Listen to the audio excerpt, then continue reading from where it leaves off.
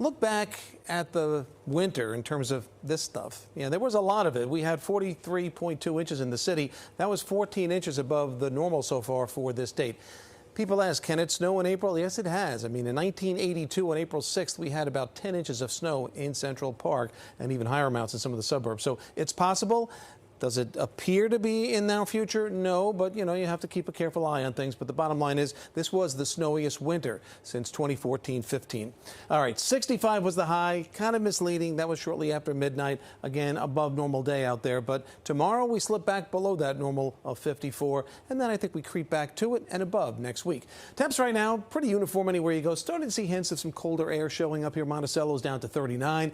Kingston's 44. But mid and upper 40s covers everybody. 47, 46 seems to be a fairly popular number. But the cold air is sitting up to the northwest, Buffalo down below the freezing mark, and you still see a lot of teens showing up here. There's the center of that high, and that northerly flow will bring in some of that colder air. Not quite that cold, but certainly going to dip near or below freezing for a good portion of the area by tomorrow morning.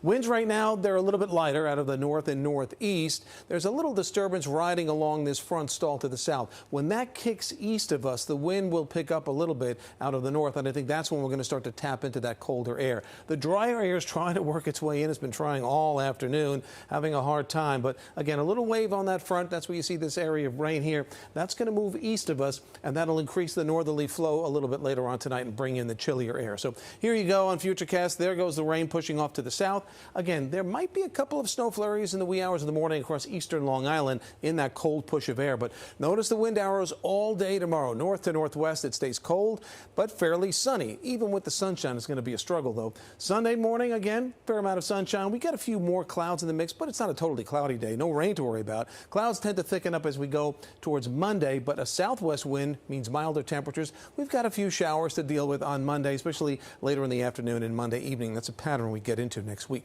So through the evening, mid-40s. As we head towards morning, we're talking 30, 32-ish, pretty much everywhere you go, maybe a little colder to the north and west.